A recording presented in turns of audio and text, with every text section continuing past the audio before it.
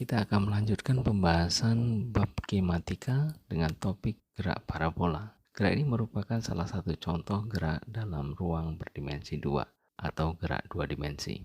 Saya Agung Nugroho dari KK Fisika Magnetik dan Fotonik FMIPA ITB. Dalam topik bahasan gerak parabola ini, kita akan membahas tentang apa itu gerak parabola dengan memperhatikan ciri-ciri gerak parabola. Kemudian kita akan mendalami mengapa dapat terjadi gerak parabola dan akhirnya kita akan membahas perumusan gerak parabola.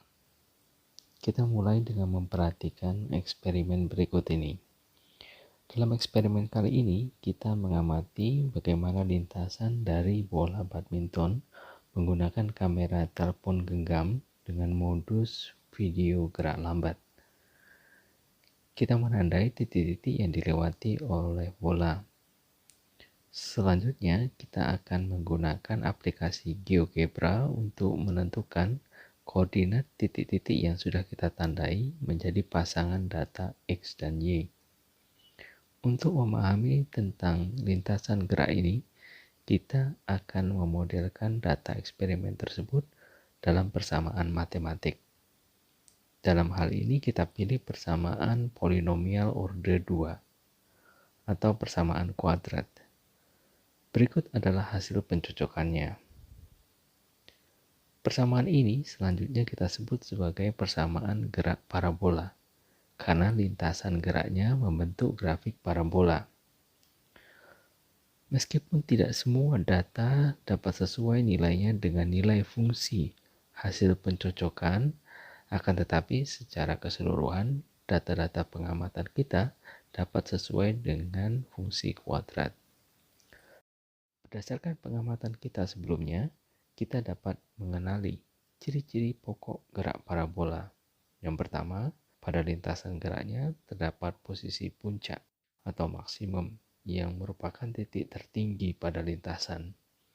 Yang kedua, gerakannya ditentukan oleh kecepatan awal yang meliputi besar dan arah. Arah di sini ditentukan oleh sudut antara lintasan gerak terhadap bidang mendatar. Dan yang terakhir, bentuk lintasannya simetrik terhadap titik maksimum. Berdasarkan ciri yang kita amati, maka kita dapat mencoba mendalami mengapa ada gerak dengan lintasan parabola. Kita amati pada lintasan geraknya terdapat perubahan kecepatan yang awalnya ke arah atas atau naik berubah menjadi ke arah bawah atau turun.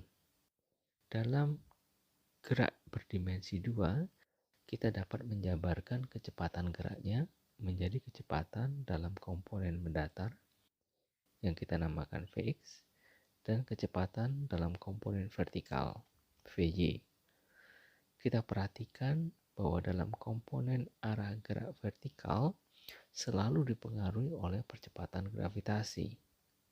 Dengan demikian, kita dapat tuliskan ungkapan kecepatan geraknya sebagai fungsi dari waktu, yaitu Vt sama dengan V0 cos theta 0 dalam komponen arah mendatar dan V0 sin theta 0 minus Gt dalam komponen arah vertikal.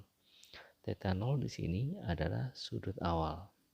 Kita perhatikan komponen kecepatan dalam arah vertikal dapat sama dengan 0 pada saat T sama dengan V0 sin theta 0 dibagi dengan G. Dan waktu ini akan berkaitan dengan posisi maksimum. Berikutnya kita akan mencari ungkapan matematik untuk lintasan gerak parabola.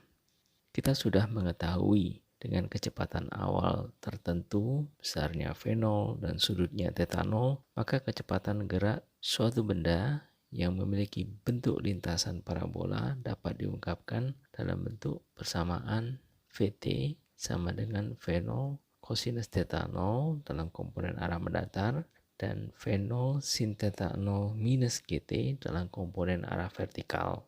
Bersesuaian dengan itu, maka kita juga bisa menentukan posisi pada saat yang sama, yaitu V0 cosinus theta 0 T dalam komponen arah mendatar, dan V0 sin theta 0 T minus setengah GT kuadrat dalam komponen arah vertikal. Kita sudah mengetahui bahwa posisi maksimum itu dicapai ketika T sama dengan V0 sin theta 0 per G, atau yang kita namakan sebagai T max di sini.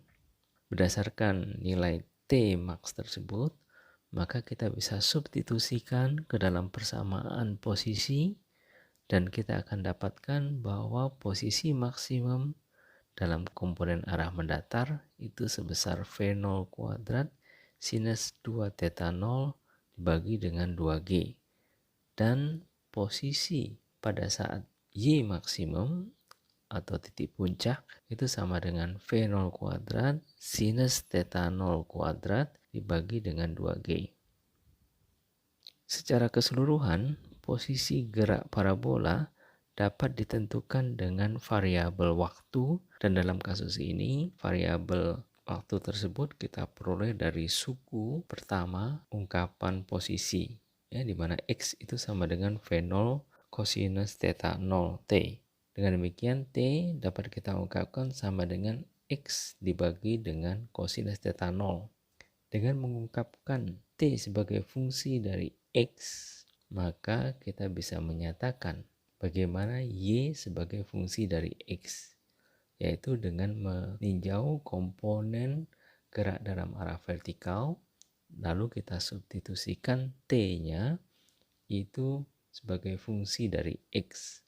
Nah, akhirnya kita bisa dapatkan ungkapan Y sama dengan tangen theta 0 X dikurangi dengan Gx kuadrat dibagi dengan 2 kali V0 cosinus theta 0 dikuadratkan. Jadi kita sekarang mengetahui bahwa gerak parabola ditentukan oleh besar dan arah kecepatan awal benda itu bergerak. Bentuk lintasan parabola akan berbeda jika kecepatan awalnya berbeda, dan sudut awal yang menentukan arah gerak ditentukan terhadap bidang datar yang tegak lurus terhadap arah percepatan gravitasi.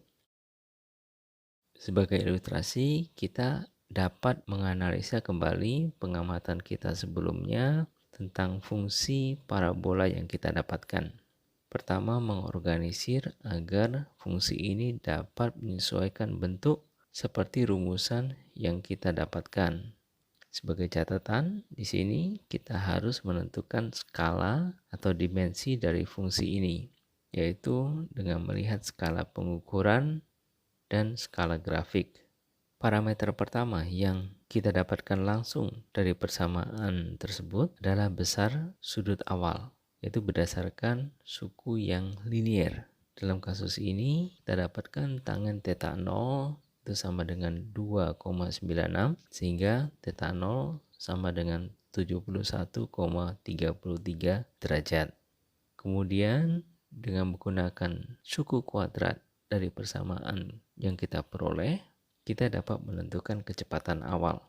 Karena pengamatan ini dilakukan dengan kamera yang modusnya slow motion, maka hasil perhitungan V0 yang kita dapatkan di sini harus kita bagi dengan frame kameranya. Dengan demikian kecepatan dari eksperimen ini adalah 0,56 meter per detik. Demikianlah pembahasan gerak parabola dari saya. Semoga bermanfaat.